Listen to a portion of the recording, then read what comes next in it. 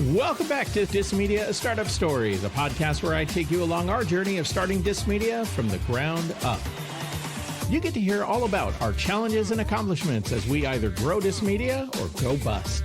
Either way, you're going to have a front row seat to hear it all. And along the way, we're going to have some special guests who share with us their wisdom and insights and what helped them along their startup journey to success.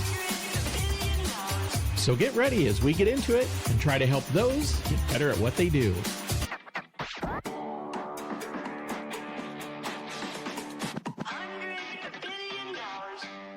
Welcome back, everybody, to DissedMedia, a startup story. I am your host, Ben Olmos, and this week we are going to be talking about our economic journey, what it has taken to get us to where we are so far with DissedMedia and the Daily Pitch and all the things that we have going on.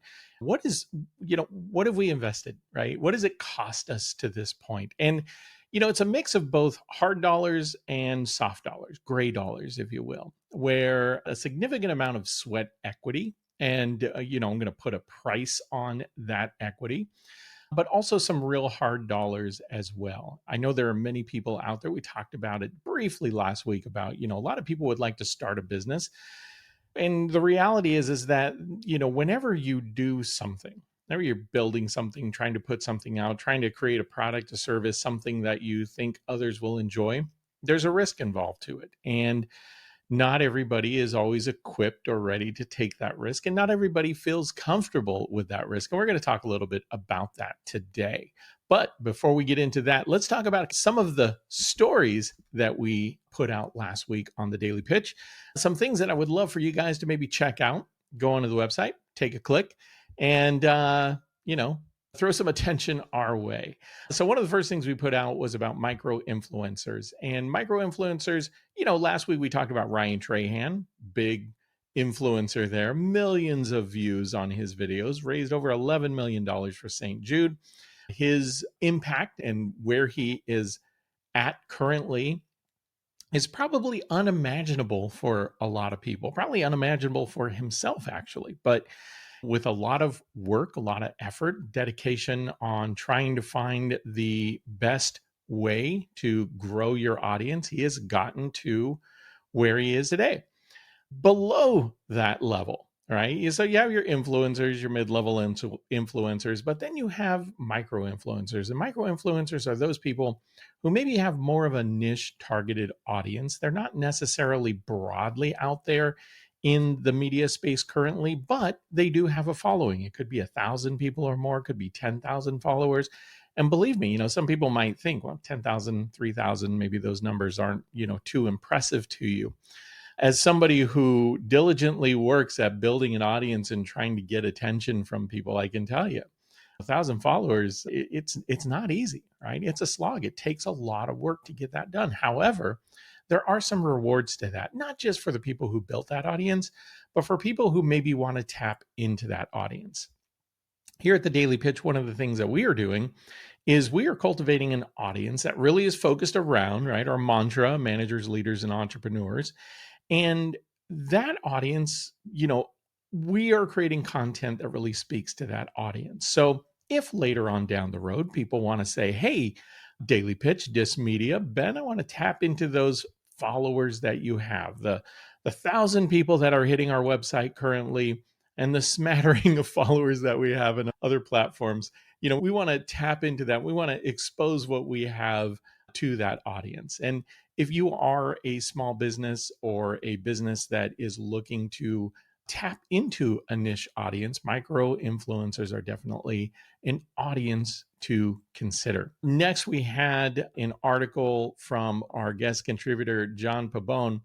John was talking about Australia's Economic Complexity Index and how Australia has traditionally ranked a little bit lower than some other more developed countries around the world. And he gets into an explanation as to why that is and maybe some ways on how to get that changed.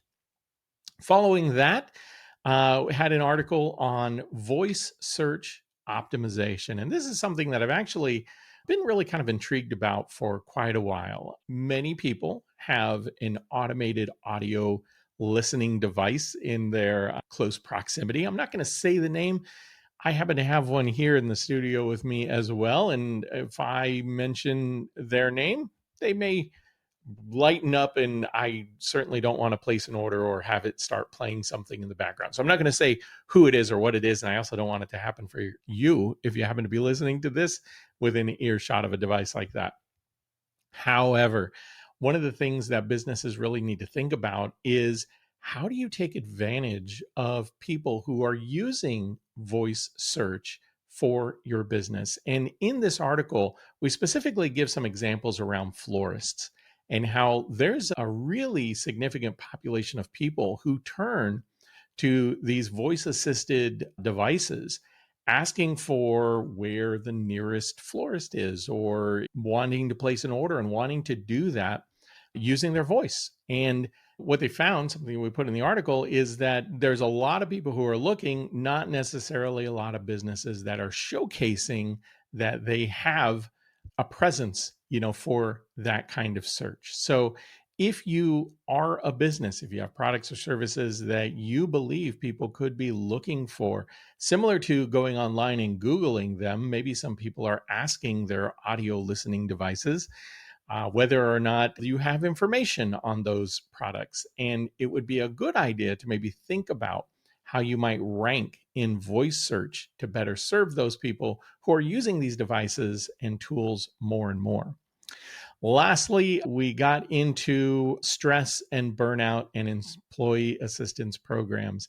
One of the things that we often put articles out on the Daily Pitch about are ways in which to, as either as an individual or as a manager and a leader, best manage the complexities of dealing with stress and being overworked and workload and just managing the world around you, right? Because we all have those stressors. We all have those things that we're doing in addition to work. We have family, we have outside obligations. Some of us are juggling work and family and school, all of that. And this is just an article that really kind of taps into ways to mitigate burnout and reduce those risks for you. So ways that managers can help contribute to solving that problem as well, to create a better, more healthy workforce.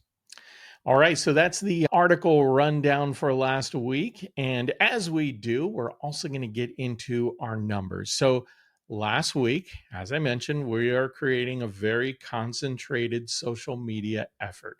We're posting on X, on LinkedIn, on Facebook, on Threads. We're also posting on YouTube and TikTok. And so, as I'm going to do each week, I'm going to give a rundown as to how it's going, because, we talk about micro influencers and building an audience and all of that stuff. And, I started this podcast out as a means of giving people a behind the scenes look at what it takes to start a business from absolutely nothing.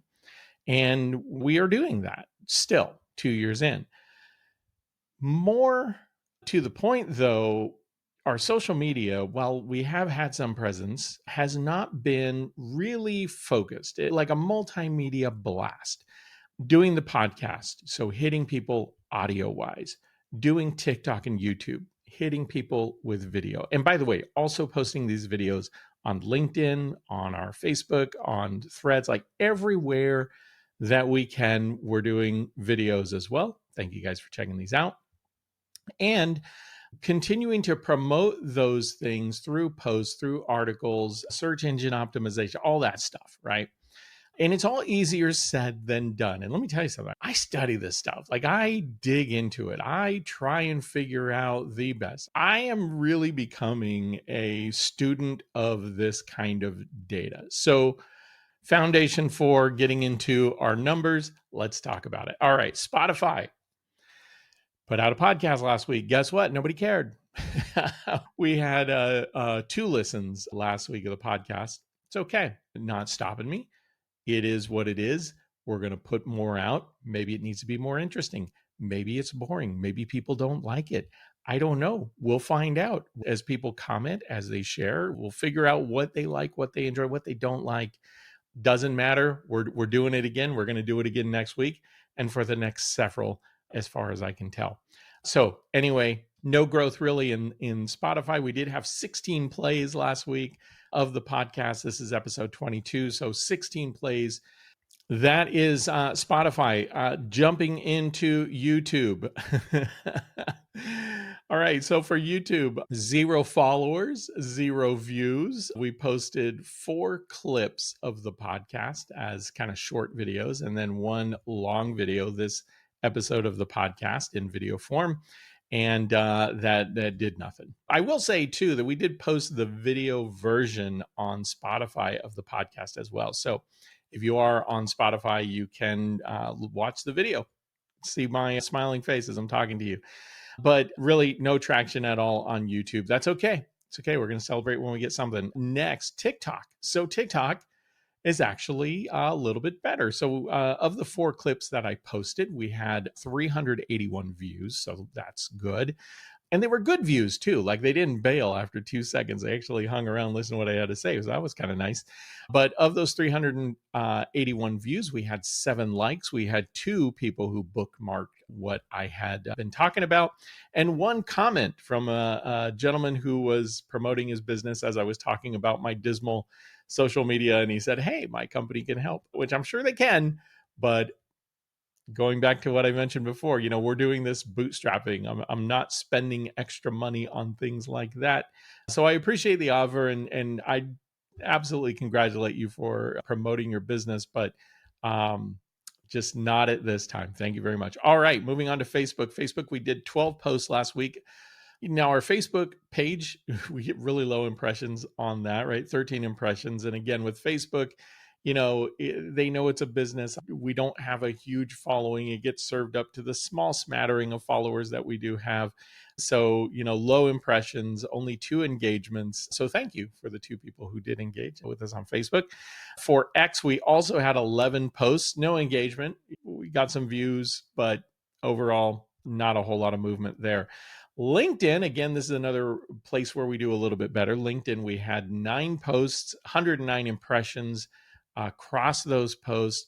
Here's something to say about LinkedIn. Of those impressions, we did get engagement on about 10% of them. So that's something.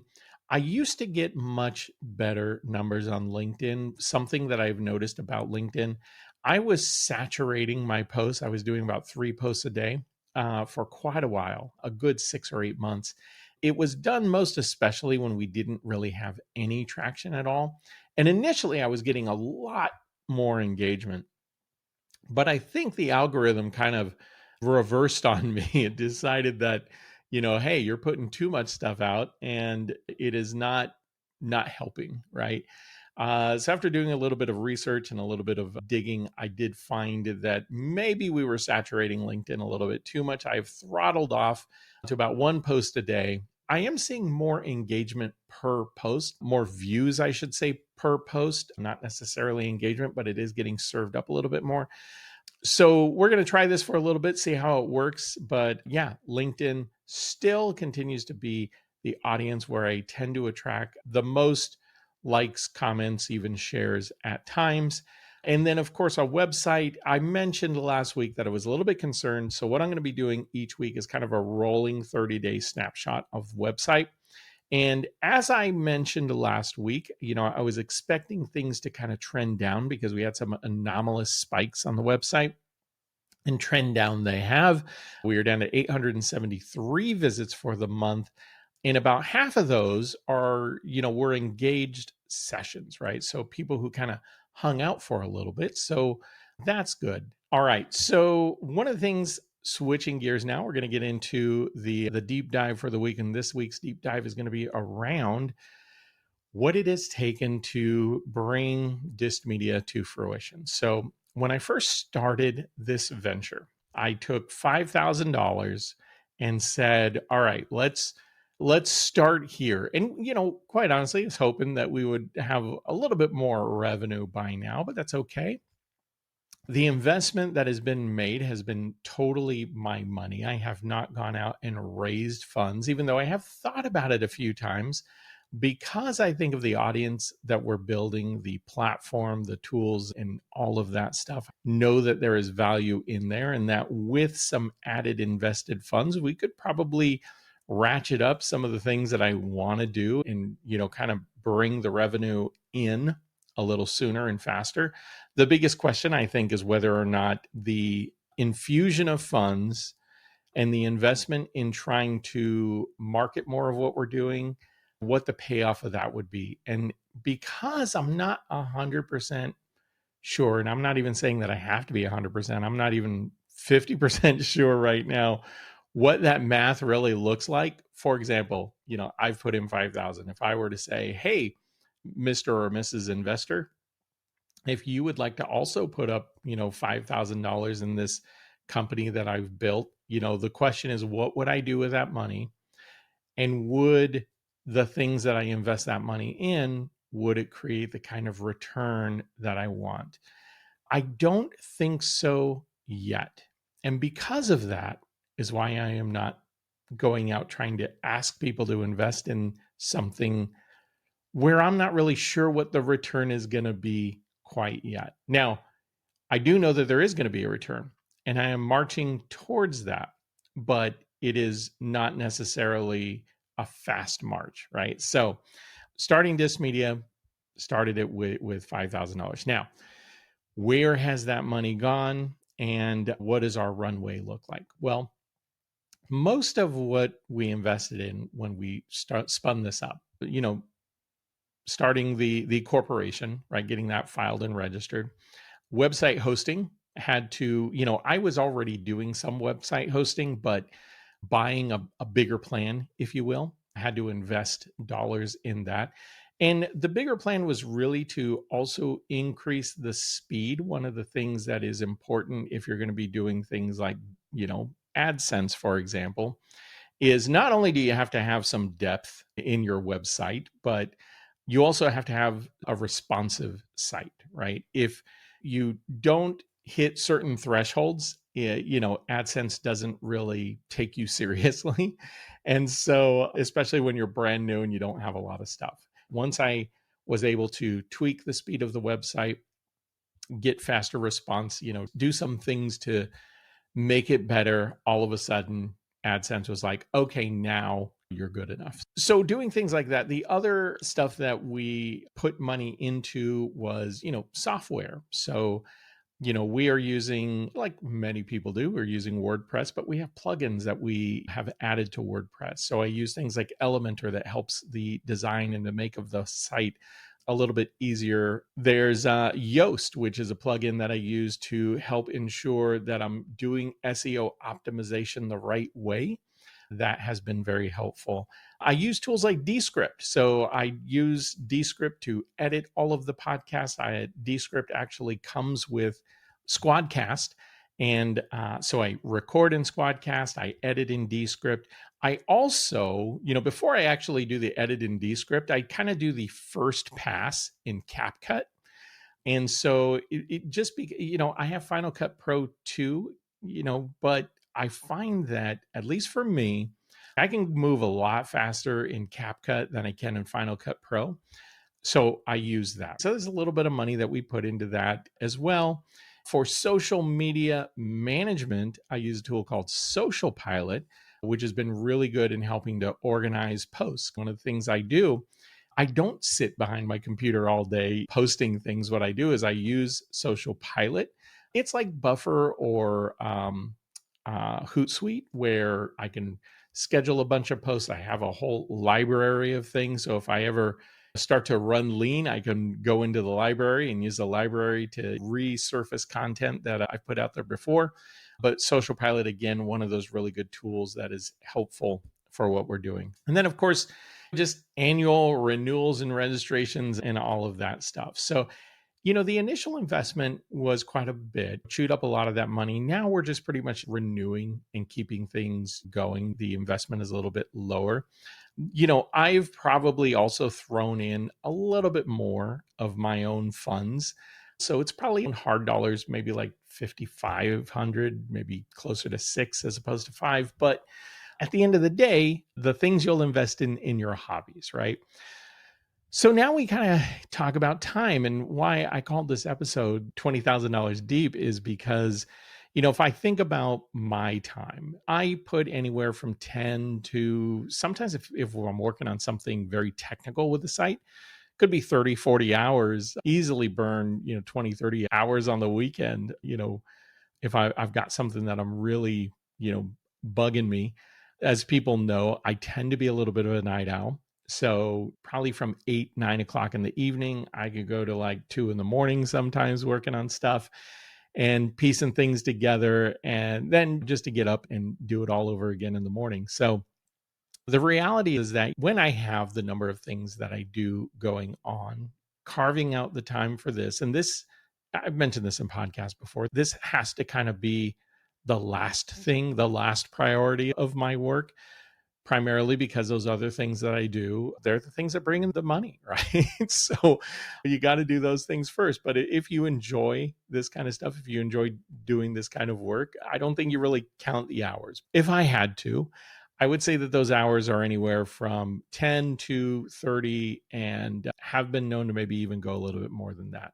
So if I average that out over, every week, I would say that the time, the hourly investment in this, if I was paying somebody to do this, and I'm not paying myself, but if I was paying somebody a salary to do this, we would say maybe around $50 an hour, and easily 25 to $40,000 a year of my time, right? Or, putting my time into this thing. So even though I call this episode, the $20,000 deep, the reality is probably a little bit more than that, probably a lot more than that. But what do we get for it? Well, okay, we're still building the numbers, and that is where we have seen growth. We are not declining per se. I mean, we're going to look at web traffic, and that's going to go up and down, but overall the web traffic is climbing. As a matter of fact, our domain authority score just improved several points. And that was, again, as I mentioned last week, you get these signals sometimes that you're moving in the right direction. And our domain authority score, cranking up, that was awesome. Great to see. And for those who don't know, a domain authority score is one of those things that you are measured by to determine whether or not your website is a subject matter expert, right? If you are, it's kind of your social credibility on the internet. And the fact that we started at like 6, I think I have to go check. I want to say it's 17 right now, but I could be wrong. You know what? I'm going to go look real quick because it is something that I was just looking at last night. And yes, our domain authority score confirmed 17. We've jumped 7 points very recently. It might not mean much to a lot of people. Like, a lot of people are probably like, who cares? But it means a lot to me because we have almost tripled our domain authority score in the last probably 8 or 10 months because, again, I'm putting a lot more focused energy and effort on it. And that is something that is very welcome news to me. So I've tripled mine in less than a year, and I'm trailing them. And that makes me happy. I know the numbers are coming. I know we're getting better at what we're doing. And the proof is in those tools that are out there impartially measuring things, and just good to know. Good to see us moving in that direction. So that is kind of what it's all about, why we are doing this. In addition to the fact that I just have this burning passion to democratize business information and make learning easier and more accessible to a lot more people. And we're going to keep pushing that rock up that hill because to me, it's worth it. Yeah, it's a pain. It costs money. It is not something that I think everybody would choose to do, but it's something I've chosen to do, and it's something that I have a lot of fun doing. So that is what it has taken to put us where we are. All right, next let's do audience questions real quick. Had a article that I put out not too long ago. It was called Finding Balance with Just-in-Case Inventory in a Volatile Supply Chain Era. And the article is really about finding balance between just-in-time which is a model that people have used for a long time to reduce the cost of inventory in their supply chain, ensuring that product shows up in the warehouse when it's needed, and more people moving to a just-in-case model, mostly driven by things like COVID or tariffs and things like that. Anytime you're in a situation where you are not sure whether you're going to get your product, right? Yes, there is a cost to putting extra product on the shelf because every day something is sitting in the warehouse, it's costing you money. However, there is an even greater cost if you run out of something and not being able to build or not being able to sell, and customers finding alternatives that can also be very costly and maybe even more costly than carrying the inventory. And so a lot of supply chain people these days are really trying to find the balance in between both of those things. And I actually got a question from one of our contributors who contributes every once in a while to the Daily Pitch, and spoke about how, yeah, we understand there's a need to kind of get extra inventory, but the really slick people in the industry are not necessarily going to that model or adopting it too much. At the end of the day, when you carry stock, it's a hedge, and hedging can sometimes be dangerous and can sometimes come and bite you in the butt. And, no doubt that is absolutely true. I would say that this is not necessarily an answer for everybody. And it really depends upon your product and the service that you have as to whether or not you would even engage in doing this. If you have manufacturing that is a little bit closer to home or more accessible, if you're not facing some of these global challenges that have been put upon us, then it probably doesn't make a whole lot of sense for you to do that. Like if you own more of your supply chain, you own more of that integration of your supply chain, then probably not as a big of a threat to you. But when you are in a global society as we are, when you're dealing with vendors and manufacturers who are also sourcing globally, it can be really, really tricky. And so do I think this is a trend that is going to take over the world? Absolutely not. No. I mention this all the time when I teach, business, the sole purpose of a business to exist in the first place is to make money. And they are always looking to make money and save money.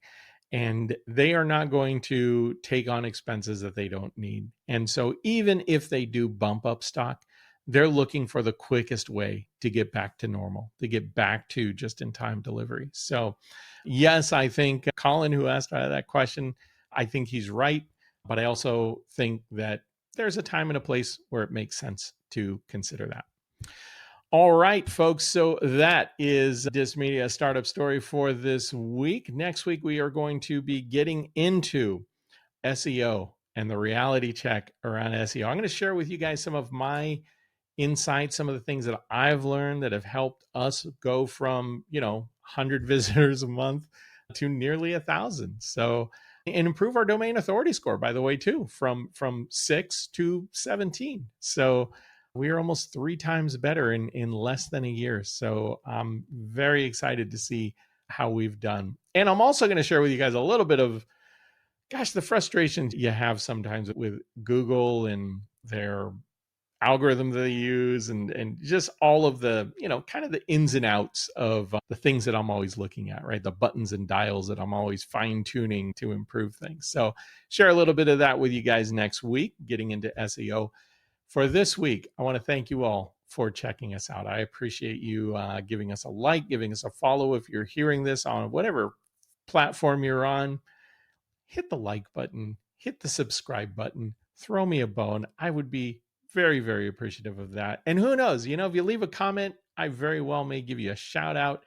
Promote your business, promote what you're doing. I'll do a read on the podcast for you as a way of just saying thank you for engaging and knowing that, we're not reaching millions of people like Ryan Trahan, but we're reaching a few. We're building ourselves up slowly and organically. And I am all so very thankful for your attention and allowing us to do that.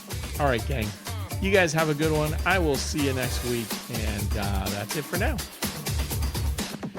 Thanks for listening to DissedMedia, A Startup Story. This podcast was produced and edited by Ben Olmos and is a production of DissedMedia Corporation. If you're interested in learning more about anything you heard on this episode, please reach out to us at podcast@DissedMedia.com.